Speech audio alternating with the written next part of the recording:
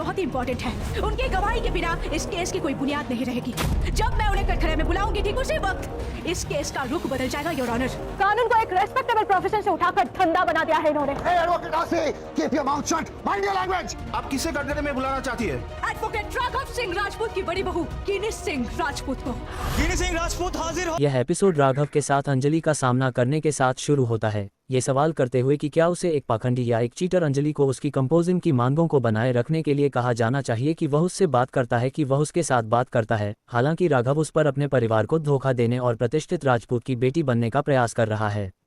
परिवार भजन ने स्थिति को व्यंग्य रूप से फैलने की स्थिति को फैलाने की कोशिश की कि राघव को बताता है कि उसे राहत मिलनी चाहिए। मुसीबत वह उसे दावों पर ताना मारता है कि एक बार जेल से रिहा हो जाएगी और यहाँ तक कि उसके लिए एक निमंत्रण भी बढ़ाएगा बेकन राघव ने उनसे जुड़ने के लिए, लेकिन राघव ने ये घोषणा करते हुए मना कर दिया कि उनकी प्राथमिकता अंजलि को उजागर कर रही है। सत्य का अनावरण करने के लिए निर्धारित किया गया राघव सपना को बुलाता है और एक बमबंदी को छोड़ देता है। उसने अपने पूरे परिवार को धोखा दिया है कि वह इस बात पर जोर देता है कि उसके खून में धोखेबाज गणेश उसकी सपना की बेटी है, कानूनी रूप से शादी नहीं की, और यह कि अंजलि ने सभी से झूठ बोला था कि सपना ने इस तरह के एक आरोप का बचाव करने से इनकार कर दिया। अंजलिस अखंडता, लेकिन राघव अपने विश्वास में दृढ़ है कि अंजलिस विश्वासघात निर्विवाद है और अचानक कॉल को समाप्त करता है। अंजलि ने राघवों की कार्रवाई से हिलाया, उनसे उस विनाश के बारे में सवाल किया जो उसने राघव को उकसाया है और ठंड का जवाब दिया है कि सिर्फ एक कदम के साथ उसने अपने पूरे जीवन को चकनाचूर कर दिया है। वह क्रूरता से सुझाव देता है कि वह अपने पिता के पास लौटती है कि गणेश भी उसे परिवारों की प्रतिष्ठा के लिए मार सकते हैं।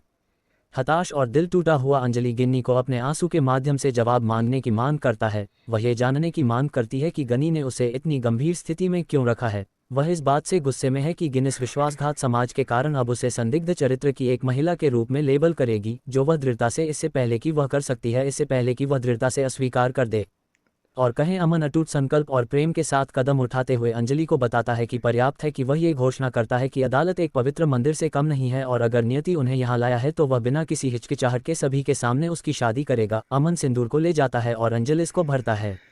विवाह के सबसे पवित्र अनुष्ठान को पूरा करना वह अंजलि को याद दिलाता है कि वे पहले ही गवाहों से पहले फेरिस का प्रदर्शन कर चुके हैं और अब केवल सिंदूर दान और उनकी शादी का कानूनी पंजीकरण। वह उससे वादा करता है कि वह कानूनी औपचारिकताओं का ख्याल रखेगा और उसे मामले को जीतने पर ध्यान केंद्रित करने का आग्रह करेगा। इमोशन के साथ पर्दाफाश करें। अंजलि ने अमन को स्वीकार करते हुए अपना आभार व्यक्त किया कि वह उसके द्वारा खड़ी हो गई है। जब बाकी सभी ने उसे छोड़ दिया है तो वह स्वीकार करती है कि वह नहीं जानती कि वह कभी भी उसे एक आश्वस्त करने वाली मुस्कान के साथ कैसे चुकाएगी। उसे बताती है कि उसकी एकमात्र इच्छा को चुकाने के लिए कुछ भी नहीं है, उसके मामले से लड़ने और खुद को साबित करने के लिए।